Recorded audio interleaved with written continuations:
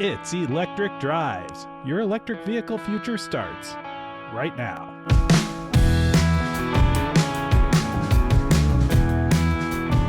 Welcome to the show. I'm Anthony Algmin, and I'm normally joined by my co-host Bob Reese, but he's on the road tonight, so I'm doing this one solo. We created this show to make it easier for others looking to move to electric vehicles, and that's more and more people every day. We're out there using EVs in our normal commutes and road trips, and we'll share the wisdom we've gained from living our lives with electric vehicles. You can join in the conversation by sending your questions and topic ideas to questions@electricdrives.us, by joining our Facebook group, or by becoming a patron at patreon.com/electricdrives to get more direct access and help support the show. We're here to share and learn together and reduce the confusion we have from transitioning from gasoline to electric vehicles. So today on this solo episode, I'm going to give you the story of my EV ownership roller coaster. It has been a roller coaster, and hopefully you can learn from some of my own mistakes. So I was interested in EVs loosely for the last several years, but it wasn't until I had taken a new job during the pandemic and found that my office was about 38 miles away from where I live. So 76-mile round trip daily commute. And for the first several months of the pandemic wasn't an issue because we were all working remotely. And that was fine while that was going on. But like many offices, we started being encouraged to work back from the physical office. And so I had to start doing that commute more and more. And at the time, I had a midsize SUV, a Porsche Macan, that I'd had for a few years, and was loved the car. Was very useful when I didn't have a long ways to drive. It was fun. It was really good with the kids and that stuff.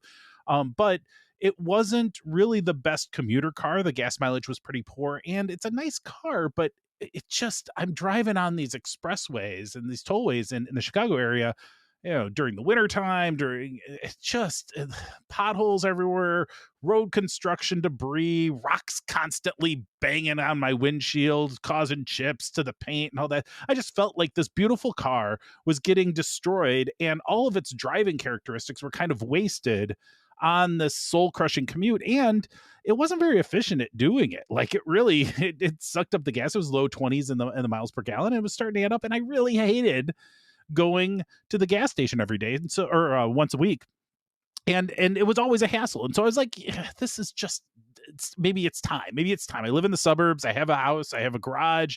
I didn't have the garage wired up, but I knew that that was something that I could do as wired up for an EVSE. That'll be a story for a different day. But I had a good situation. I'm like, I think most of the electric cars would allow me to be able to make this commute without too many problems. And so I started looking into it. And this is actually how I got to know Bob and his passion for electric vehicles, is that we were in the same kind of social club connection that we had in the suburbs of Chicago. And I knew he had driven electric vehicles and spent a lot of time on the road. So I asked him a bunch of questions, and it took weeks and weeks. And, it was something where, like, I started to learn a lot, and we kept having conversations. It was clearly he was a electric vehicle enthusiast, and it started to help me understand, wow, there's a lot to this, and B, there's a lot of things that are really nice about being an electric vehicle driver. And it is something that I should be able to do and can figure out. And I'm a relatively technical person. My career is in technology. And so I said, perhaps it's a good time for me to take that plunge and really dive into it and learn. And so what I did was I ended up looking around, did a lot of research. I'm a big internet research person, more so than my life, especially, still early 2021 at this point. The pandemic's still going strong. And I'm like, I'm going to try to figure out what I need online. So I quickly homed in on the Volvo XC40. I'm like, this is a perfect car for me. It's got nice safety for the expressway. It, built like a tank. It's, the engineering, it'll be comfortable. It's a nice, Volvos are good. I've never owned one, but it seemed like this would be a good car for me. So I did go and test drive one, and I liked it a lot, and I then said, okay, I'm gonna get one of those. So I shopped around a little bit to find a good deal, found a good deal, and put a deposit down on an XC40 Recharge that was in transit. So it was already on its way to the dealer. It was a dealer spec model, exactly how I wanted it, and it was due in about a week. And so then I sold the Macan, because my car's coming in a week. I sold that to a dealer. I did some shopping. I ended up selling it back to the dealership from where I bought it, and that was fine. I was without a car for another week, but I everything will be okay. Oh no, it wouldn't be. So the Volvo ended up getting stuck in port, and it got stuck in port because of some software issues, and there was some rumored heat pump issues, and there's just it was a little bit green, and it just needed an update, and a bunch of the cars were stuck at port, and I kind of just timed it terribly wrong, and I was really disappointed with the dealer. Not even the dealer. The dealer didn't know any more than I did, really. But I was really disappointed in the manufacturer. Like Volvo should have been more open about what was going on, but they just did not give us any updates. And I'm like, guys, I gotta go to work.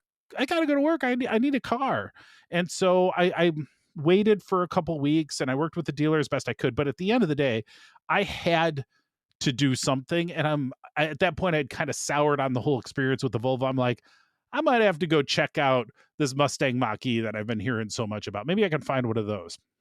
And my very first car was a Mustang. It was a total piece of garbage, but I loved it. And there's always going to be a soft spot in my heart for a Mustang. And even though this is, we can get into the religious battle of is this a Mustang or not or whatever. But hey, there's a pony on it. So the I went and I had researched and I'm like, this isn't too bad. I think this might be good. Test drove it. I'm like, yeah, this isn't bad. And actually, when I went and test drove it, the dealership that I test drove it at had just gotten a pretty fully loaded all-wheel drive premium edition with the big battery. I'd just come off the truck, was still dirty. Like it was just off the truck. And I bought it on the spot. They gave it to me at MSRP, bought it on the spot. I'm like, I'll pick it up tomorrow, clean it up if you can.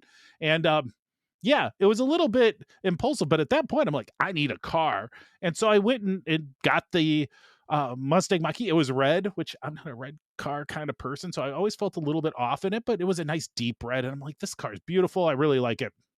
It's fine. So I started driving it and enjoyed it. The software is a little bit weird. It had a lot of bugs at first, but they did have some over-the-air updates, and that worked out pretty well. I was able to update the software, got better and better, and I'm like, this isn't so bad. Although some of the interior design kind of bothered me because the car just felt like it was manufactured in a way, like it used a lot of parts bin pieces on the interior especially, and I really never could get over that big honking volume control knob that was glued to the massive iPad looking screen in the middle. It just was kind of like they just half-assed some of the design. Is that a fair way to say it? It just felt like a lot of it was like, let's be like Tesla, put a big screen in. And it's like, you didn't really think this through, because I can only use the top third of it for my Apple CarPlay, which at least you include. So I appreciated that. But the whole design was just bad. And keep in mind, I am spoiled. I'm coming out of a Porsche. That thing is just design, is dripping good design. And so I'm like, all right, well, I got a little bit tired of it. And one of the things that really bothered me with it is it was on these tiny, skinny 225 tires. And you could feel the weight was heavy. It was relatively low in the car because of the big battery, but it just wasn't well balanced. And the tires were way too small. So even on like a highway on ramp, or where these two expressways merge, like you could feel the car trying to slide. It really did not have good handling characteristics at all. And granted, totally spoiled by the former Macan that I'd had, but just didn't feel like a good driver's car in any way. And so I'm like, okay, well, that's all right. But I took it on a road trip. And quite frankly, the Mach-E is a fantastic GT type car. It's a SUV, but it's a GT type car. And I took it on a drive, and because I needed to get away, I needed to just kind of clear my head in October. And at that point, I had about 5,000 miles on the car, and I took it and drove it around Lake Michigan. So I'm in the Chicago area, and I drove it on a trip, and I circumnavigated Lake Michigan. I thought that would be a fun thing to do. And so I drove up Michigan, crossed over to the Upper Peninsula, and came down Wisconsin. And it was a good trip over a couple days. It was a lot of fun. And I realized at that point that I really loved this Mach-E, and that I would never have a better experience with it than what I had just had. It was like peak Mach-E, and I knew it. And by the time I got home, I'm like, loved the trip, loved the car. I'm going to sell it. because the market was such that I could sell that car and after the tax rebate and stuff, make a profit on it. And there was people who wanted that car a lot more than I did because that car was worth more than the Macan that I'd gotten rid of. I'm like, the Macan was so much better of a car than this Mach-E end to end. I'm like, I just don't feel it. And I'd rather get something that was more economical, that was a little bit more efficient. Again, this Mach-E is really big. It's not super efficient as far as the electricity goes, still much cheaper than the Mach-E that burns gas, but just wasn't quite the right car for me. And so I'm like, I think I'm gonna get rid of it. So I sold it, made couple grand on it. Like this is not like a good business opportunity as selling cars that you bought new as used. I managed to make out and kind of basically do a little bit better than a push, and that was great. So ended up getting uh doing another test drive. A test drove the Volkswagen ID4. I wasn't yet ready to really consider the Volvo, but I went to the Volkswagen ID4. I test drove the rear wheel drive ID4 and knew that the new all-wheel drive model was coming out. It had just been launched like October of 2021. And I loved the way it drove because Volkswagen family, the Porsche was a Volkswagen as well. I ended up love it. It was just planted. It handled like a car should. It really had that German handling characteristic. And compared to the Mach-E, it was just so much more pleasant. And the interior made sense. It was like roomy inside. It was just it seemed to use the space better and was just a well-engineered car as a car should be. And I'm like, this is the kind of car I should have. I need something that's well built, engineered. I don't need all that fancy software stuff. Ford was trying too hard on the software and just not executing well. I just need the basics and everything will be okay. So I bought a new ID4 Pro S and Transit, the all-wheel drive one. Came in, found a place, a great dealership that sold it to me from SRP. And I didn't really think enough about the warnings that I had read on the message boards. Like I've been advising, you have to read the message boards for whatever car you're looking at because it'll tell you a lot of things.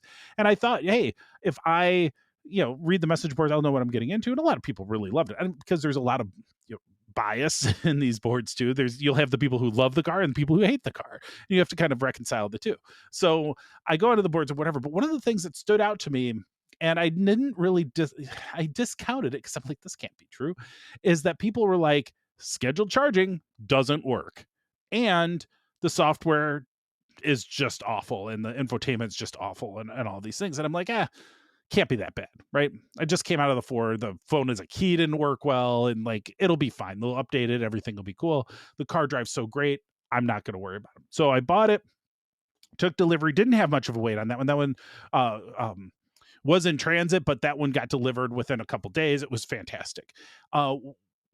Enjoyed driving it. It was fine. It was kind of bland. If a car can be bland, it really just had no soul. It was competent, but it was like an accountant. It was just like function, no passion, no emotion. There was no emotion in that Volkswagen ID4, and that was fine. Like I just need a car to get to work, but I'm kind of an emotional guy. Like if you've listened to this podcast, I'm emotive. I'm all over the place. This is how I am. This is not an act. This is just me, and I realize that if I'm going to have a car that I'm stuck in on horrible expressways surrounded by the worst of humanity every day, I need a car that's fun. And what I learned is the software to me as a technologist by trade, uh, being totally and completely incompetent with software is not a good place for my car to be. And what I learned is that all the rumors were true, and in fact, scheduled charging doesn't work in the Volkswagen ID4. Nor, they had originally released the Volkswagen ID4, the original first edition. It was early, like 2021, when they first came out, and not since then. We're recording this in mid-August of 2022. They still haven't released a single over-the-air update in the United States. Well over a year and a half later now. It is absolutely absurd. Scheduled charging didn't work. It would just freak out. Apparently the 12-volt battery in it doesn't have enough power to stay on appropriately, and so the car falls asleep. And so even though the scheduled charging code should tell it to wake up, car's like, I'm sleeping. It's like my 12-year-old son. It's like, I ain't getting up. I don't care what you say. That's the car. That's what the car does. And so the charging just doesn't work. And so you'll wake up the next day, and I have real-time hourly pricing. And so I want to be able to set my car to start charging at 2 in the morning and complete by 5 in the morning. And it can't handle that because the car goes to sleep entirely, and it won't wake back up. So I ended up dealing with it for a couple months, but it basically got to March of 2022. So I bought the car in November 2021. It's March 2022. I put about 4 or 5,000 miles on the car, and I was reading. I was frustrated about the scheduled charging thing. I had managed to work around it, but I'm not getting as much value from my electric vehicle as I should, because I should be able to charge late at night. It's not like I'm going to wake up at 1 a.m. to go run out to the garage and plug in the car. And so this was an annoyance for me, but more so the fact that they couldn't release a single over-the-air update was, to me, just unconscionable. And the fact they didn't talk about it, they kept saying soon, soon. That, to me, just like the Volvo thing, it just really made me not want to do business with them and not own their car. So I snapped. I'm like, I'm done. And I just shopped it around. Within a couple weeks, the car was gone. And I had, before I sold the car, I decided, all right, finally, I had been chasing these tax rebates. I'm like, oh, the tax rebates will be good. I like good cars. I don't want just good software. I don't want an iPad on wheels with these Teslas.